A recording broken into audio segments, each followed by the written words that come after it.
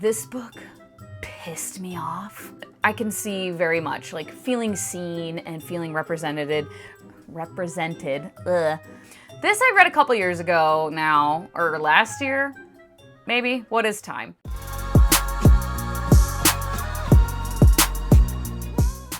Well, hello. Welcome back to my channel. Joshana here to talk about some friggin' books that I have not liked over the many years that I've been on BookTube. These are all books that I did indeed finish and read. These are not DNFs. If I included DNFs, there'd be more. A lot of times when I DNF, it's just because it's meh. But there have been several DNFs over the years that had I finished them, they would have ended up being like a 1-star. These are all my least enjoyed books over the years. And I'm pretty sure this is from all year. I just have had like a running list of like least favorite books. And it's been going for a long time. Honestly, I'm not sure if it's all books since I started BookTube. I think it is. Let me see. I don't think I had a spreadsheet for 2017, the first year that I did BookTube. And I started like halfway through the year. But yeah, I didn't have a spreadsheet or anything, I don't believe. So yeah, this is from 2018 on. And there might be like one or two that were like 2.5, but whatever. This isn't scientific research. We're just doing this for fun. Here is the tier list that I have. I have at the top, which is, in this case, the worst offenders. Things that felt actually painful. I was losing my mind while reading these books. Below that is like stressed. Maybe it wasn't fully like, holy shit, I'm losing my mind. But there were just many elements of it that like deeply stressed me out. And then below that, ones where like I didn't like them, but like they had some moments. Maybe there was a redeeming quality or 2 or 3, but overall I just didn't have a very fun time. And then the lowest, the least offensive to me, books that, you know, they're just not for me. I can see why others may like them. I would maybe even recommend them to certain people, perhaps, but they just were simply, it just wasn't the book for me. That's all. Which, you know, is all of these, really. But books that were a little less offensive to me personally. We are starting with It Ends With Us by Colleen Hoover. Okay, I would say for this one, kind of it had its moments because there were some elements of the abuse representation that I didn't hate, okay? However, I have to say stressed. I wouldn't say actually painful. I was surprised that it wasn't more painful than it was. When I was reading it, I was fully expecting to be like, fuck this book. And I wasn't like, fuck this book, but I was like, yeah, no, man. So many elements of it that, yeah, stressed me out. And like I said, there were moments with the abuse representation. I was like, okay, we're on the right track here. And then we just derailed entirely. And the end message, no. House of Sky and Breath by Sarah J. Maas. If you have been here for a minute, and certainly if you've seen my 1-hour-long rant video about this fucking book, this was actually painful, which was very upsetting considering the first book in that series I still own and will reread in the future, and just, it'll be a standalone in my brain. Things worked out in the end, and that is it. Because I can't continue with the series. I don't give a shit. That second book, what was that? What even was that? Okay, Charlaine Harris, the Sookie Stackhouse series, the first book, Dead Until Dark. Again, if you've been here for a minute, you've seen my 2 videos, totaling an hour, I think, between the 2 of them, ranting about the Sookie Stackhouse series. And as a refresher for anyone, I initially read the first like handful of books in the series. I mean, when they first came out, you know, many, many moons ago now, over a decade ago, if not like 20 years ago. I don't remember when they came out. I think when I was in college, it was a good long while ago. And I really liked them. I had a fun time. And then I just never continued on with the book series as they were coming out. I think I carried on a little bit, but like I read them very sporadically. And then the TV show, True Blood, came out. And I loved the TV show. It has its flaws as well, but I love True Blood. All right. And I was like, I never read, I think it was the last two books of the series that I had never read. And I was like, I know it's been so long since I read the first ones. I want to like, oh. And I started rereading the series very hopefully. No intentions of shit talking the books at all. I'm just rereading the Sookie Stackhouse series. I wasn't doing like a vlog or anything.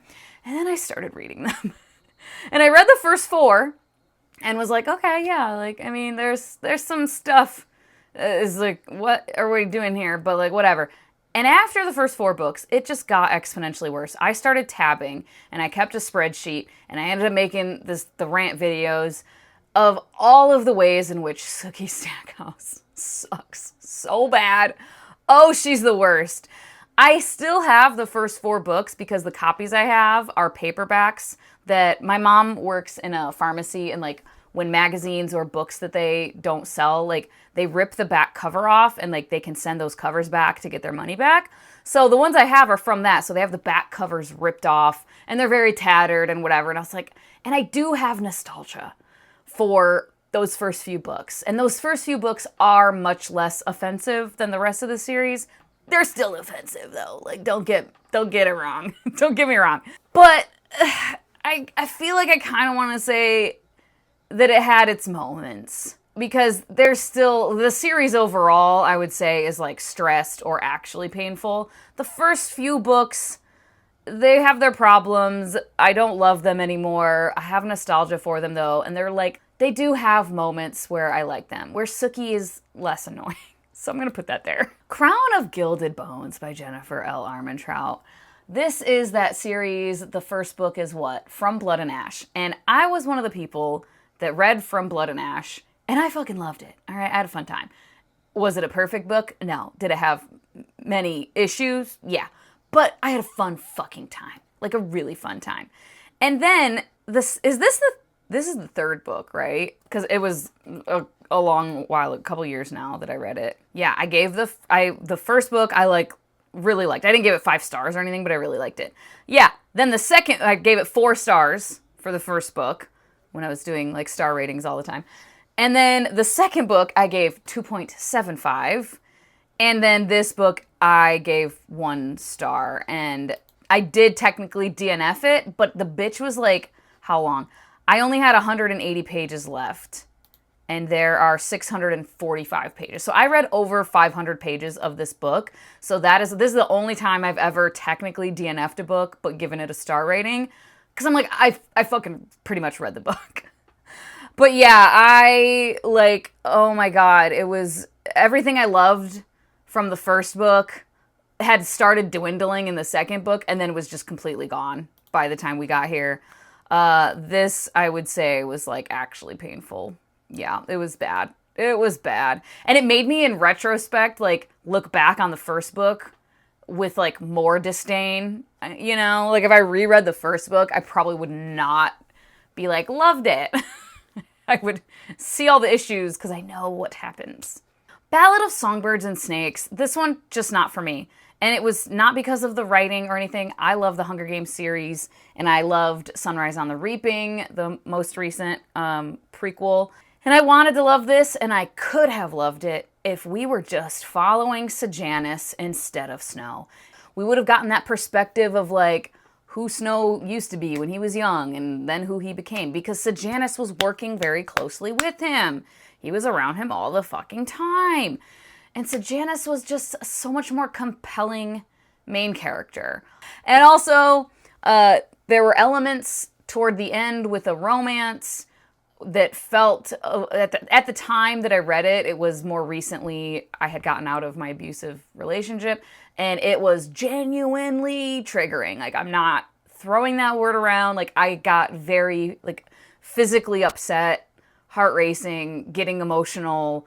I had to put the book down, like, difficult to read scenes of the narcissistic abuse and gaslighting and just psychotic paranoia, it was not a fun time. So I can see why people enjoy it. And if you don't have a problem with it being from Snow's POV, certainly, I'm sure it's well written and everything.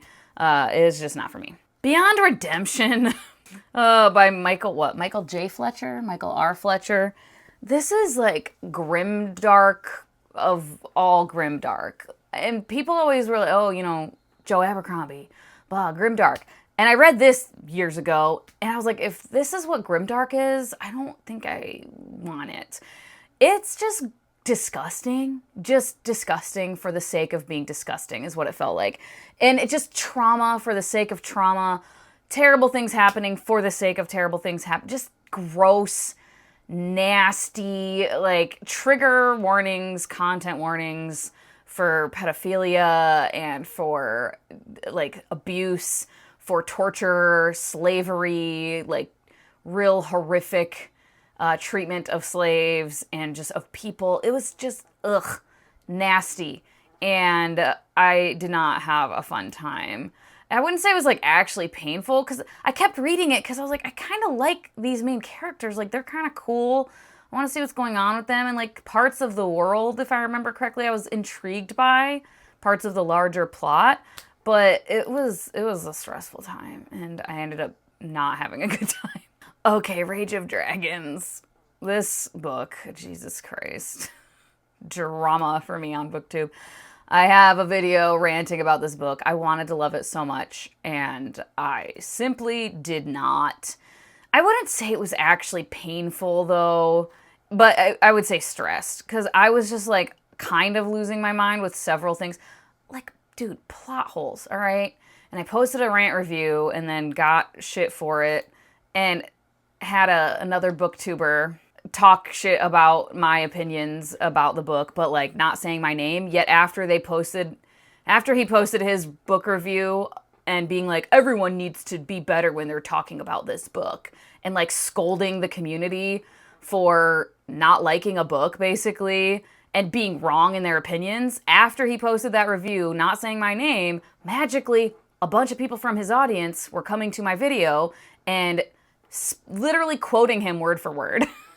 And so I was like, go back to his channel and leave me alone. Saying I was racist because I didn't like Rage of Dragons. And then when I called out, have you looked at any videos on my channel at all? Because I read books by Black authors and I seek out fantasy books with African-inspired worlds all the time, and I like a lot of them, and I wanted to like this one. Oh, I guess I didn't. Yeah, you dumb bitch, leave me alone. Like, so annoying. But yeah, I had many issues with it. With the writing, I don't think it was, in my opinion, super great. And the main character that I just could not abide. He drove me fucking insane. So I wanted to love it, but yeah, man, no. Similarly, with Dark Dawn by Jay Kristoff, I loved Nevernight.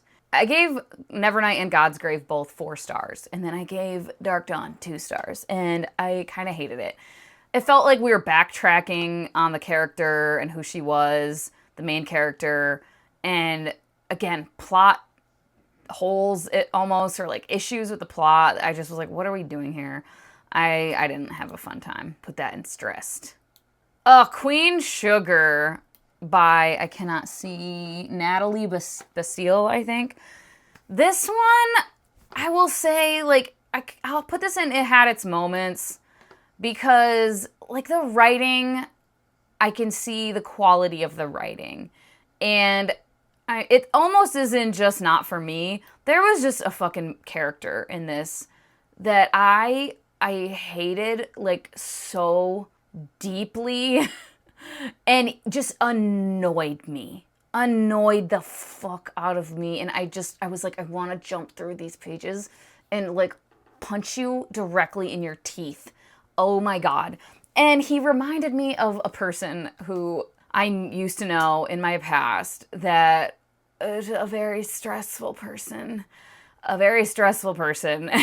And it just, yeah. So I'll say it had its moments. I can see the merit of it, and I can see why some people would like it. But That guy stressed me. I don't remember his name. The Wolf by Leo Carew. I'm so sorry to Leanna every time I talk about this. This one I will say, probably just not for me. I don't know. Like, I had several issues. It might be, it had its moments. Yeah, I think it had, because I was kind of losing my mind a little bit. I'm trying to remember. There was stuff with the plot and, like, the female main characters. I didn't love how they were done.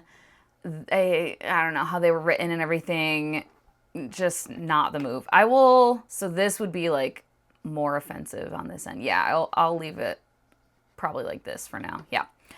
Oh God, The Beautiful and the Damned by F. Scott Fitzgerald. Actually painful. Holy shit. I am someone who loves The Great Gatsby. Okay.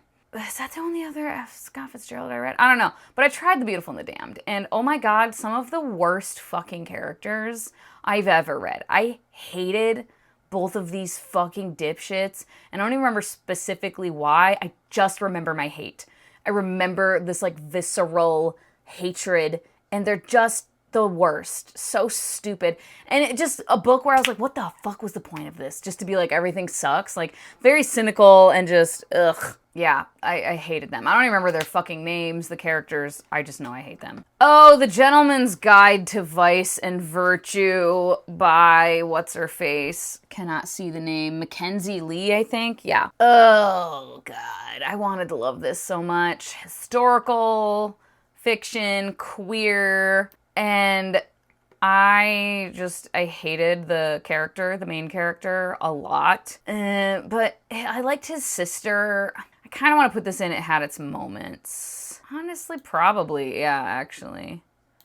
After these, yeah, that checks out. Those were more annoying to me. Maybe not this one.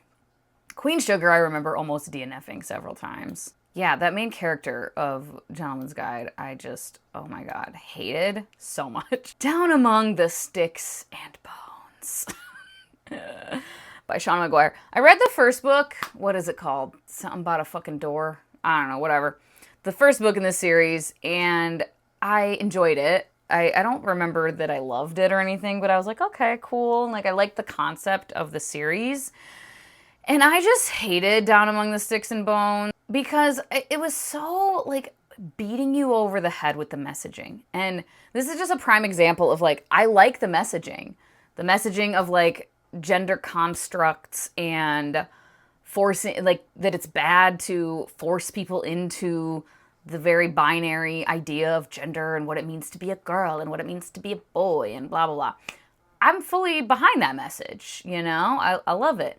But oh my good God, I don't need you to literally tell me point blank over and I felt like I was being beat across the face with the very obvious message. Not just like, oh, subtly it is being portrayed over and over again. Like, it was not subtle. It was not subtle, and it just drove me nuts. So this one, I feel like, just not for me. I definitely can see why people like it. And, you know, it's well written and all of that. But yeah, just not for me. Court of Wings and Ruin by Sarah J. Maas, the third book in the ACOTAR series that I unhauled, but I kept the first two books because whenever, if ever, I reread that series, which I want to, but then I'm like, do I? Because I feel like I'm not going to like it. But maybe I will. This third book, though, what in the hell? What were we doing? The plot, dude, I will never, on my deathbed, I will be irritated with how we spent, without spoiling anything, we spent like 50% of the book seeking out certain characters for a certain reason and trying to get certain characters to be on our side. And for what? For what? Because was it helpful? No. It wasn't. It didn't fucking matter. And when that happened and made all of that other shit null and void and just a waste of fucking time, I was so annoyed. Because why did you make it half of the book? Why couldn't that, like, seeking these characters out been, like, so much more brief? It could have just been, like, maybe a quarter of the book. Or less, honestly. Because it didn't fucking matter. It was just a giant waste of time. And yeah, it really irritated me. So I'm gonna put this in. I kind of feel like it had its moments because I did like elements of it. And if that portion of the book had been cut at least in half, I probably still would have liked it. I probably still would have been like, yeah, fun time. Again, as with any Sarah J. Maas, has its flaws, but fun reading experience. But so it did have its moments, but overall, it was a little annoying and just made me be like, fuck you, I'm never reading this again. Stupid. All right, Everything by Nicola Yoon. This was from the early years on BookTube. And oh my god, this book pissed me off. Right the fuck off. I don't want to spoil. It is from, like, we're pushing a decade ago, I think, that this book came out. But if you want to read it, have at it. But the ending, I just could not abide it. I could not abide the ending, and I could not abide that the main character was so forgiving to this specific person who did this shit to them. Like, what do you fucking mean? So, this one, I kind of want to put in stress, even though it did have its moments. Had it had a different ending, I probably would have liked it and had like a fun enough time with it. But that fucking ending, oh my god. I'll put it at the end of stressed, because it might kind of be in it, had its moments, but I was pretty fucking stressed. The ending of that book just, what in the fuck? It pissed me off. Okay, Wahala by Nikki May. I read this a couple years ago. I think I had like a NetGalley e-arc maybe, or no, did I get it from the library? I don't know, I just randomly got it, and then I bought a copy and sent it to Robin because she had said, like, I don't know, I might be interested in the mess. And I was like, you're not going to like it, but here's the book so you can read it. Surprise, she didn't like it because it's bad. It's like contemporary, and it's with these African women who live in the UK, and it's just a hot mess express. I don't even remember all the stuff that happened, but they're all pretty much terrible. There's one of them that wasn't terrible, if I remember correctly, but she was real dumb.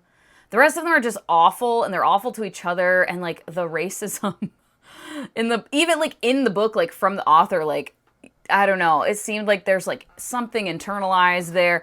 It was not a fab time. But would it be stressed or actually painful? Kind of want to say actually painful, because it was one that was like so bad that I was like, that's why I was like, I need someone to read this so I can like talk shit, because it's not like a super popular book. So that's why I was like, I'm so sorry, Robin, but I'm going to subject you to it. You volunteered. The Showgirl by Nicola Harrison. I'm sorry, these images are tiny and I don't care to look it up right now. This I read a couple years ago now, or last year, maybe. What is time? And I found like an article or a couple of articles or something of books like City of Girls. And this was one of them. And no, the fuck it wasn't. But why did I hate it so much? Let me look it up. Oh yeah. The messaging in this one I did not love. There was very much a message that I saw coming across of like, you can live the life you want and be like free and carve your own path in life until you meet the right man. And then you need to like do what is best for like him and his social standing. And in the end, like the only reason her man was okay like with being with her, someone who was previously a showgirl, is because he lost his social standing, and so then she got to live happily ever after with him because he no longer cared about his social standing. And I was just like, what the fuck? Why would I root for this? Also, definitely, and maybe this is kind of spoilery, but I don't know, anyone who likes historical fiction, if you have ever given up a child for adoption, or maybe you were a child who was given up for adoption, or just you have any kind of sensitivity to conversations surrounding giving children up for adoption, I would probably say steer clear, because there's some not fabulous, in my opinion, messaging surrounding women who give up children for adoption, and essentially it being kind of a moral failing was the message I got. Hate that. So This one I really liked in the beginning, the writing style and everything, and I was like, okay, all right. And because in the beginning, our main character was just like trying to find her own path in life and do what she wanted and what made her happy, and I'm all for that, but then it started to go downhill from there. So I would probably put this one up, probably in stressed. Overall, it was more stressful than Everything, and Dark Dawn. But like everything, that ending, man, fucking pissed me off. But this kind of pissed me off too. Yeah, I think I'll put it here. Cool. How to Become the Dark Lord or Die Trying. This one I did actually DNF. Why did I put this one on the list? I think just because I remember hating it. Wait, didn't I DNF it? All right, I'll take it off because I did DNF it. I forgot, to be fair. Okay, Good For You by Camille Pagan. This was some random-ass contemporary romance audiobook I got, and ugh, good lord. I mean, I guess it had its moments, but I'm gonna put it, honestly, higher up. More towards stressed. Because, ugh, it was not a fun time. Awake in the Floating City. This one I think is just not for me. Yeah, I'm gonna put it, Ballad of Songbird. I'm gonna put this one here. The main character in Awake in the Float, it's like a dystopian climate, like change, whatever, literary, very literary with like, oh, we're so moody and vague and bleh. And the main character sucked. Oh my god, like, she was kind of a fucking terrible person. It's kind of spoilery, but a few things that happen, I was just like, I'm not fucking rooting for you. And it wasn't like, oh, she's just like such a complex, compelling, unlikable character. It wasn't like that. It wasn't interesting. She just was fucking unlikable, and ugh. And I don't know if I was supposed to not like her, but I really fucking didn't. All right, a very recent one that as of the time I'm filming this video, I have not even talked about this book on my channel yet, but Wild Dark Shore by Charlotte McConaughey, I don't know. This is like all the rage right now with kind of general fiction, literary fiction, book club fiction girlies. And I grabbed it from the library. I requested it months ago. It took forever because everybody and their mom wants to read this book. And it has so many high ratings. So many. But, oh Lord, just no. Such insta-love that made no fucking sense to me. And just super literary, again, in the like ambivalent, weird, oh, we're not gonna, and like the insta-love with these two grown-ass adults just made no fucking sense. I'm gonna put this, I'm kind of thinking stressed, but it did have its moments. Like the writing had its moments, and like the overall story could have been good. I just could not have fucking cared any less. Broken Country by Claire Leslie Hall. This is also a newer one, but I have talked about this. I have a whole reading vlog where I was losing my fucking mind reading this book. I'm gonna put it down here though, even though I was losing my mind, because like the writing, it kind of had its moments with that, but overall it has to be in stressed because it stressed me out. It stressed me out a lot. It was so fucking just soap opera drama, man. Oh my god. If you're in for that, if you're in the mood for that, just something that's like kind of fucking ridiculous, manipulative, like emotional trauma stuff, like the author manipulating you into being like, oh, my heart, in very obvious ways. But if you're in the mood for that and just some like crazy, like holy shit, spill the tea, the drama of it all, check it out, because it's got that in spades. Okay, Aristotle and Dante discover the secrets of the universe. This, I think, was from like 2018, and I don't quite fucking remember why I didn't like it, honestly. Let me see if my review, this was probably from when I was just on Goodreads, so I don't think there's, okay, yeah. Yeah, I wanted to DNF around 30 pages in, apparently. Yeah, I said, Ari, ugh, he was perpetually annoying to me. Guys, I just cannot get behind the overly dramatic, angsty teen thing. I can't. Dante was cute and sweet and all, but also felt like a manic pixie dream boy caricature. And who talks like this? The teens talking to each other, the parents talking to the teens. I don't know. I've literally never seen people speak in such disjointed, philosophical, pretentious language, especially at such a young age. It felt like it was trying to be so deep and important, but missed the mark for me. However, all that to say, this is one that I think is just not for me. It is very beloved, and like, I can see why. I can see why, especially, I was reading it when I was already, 27, 28 years old. If you were younger, and especially if you were a young gay man, a young gay guy, reading this, and I can see very much, like, feeling seen and feeling represented, and this kind of idealized version of being a teenager, this romanticized kids speaking in this very pretentious language.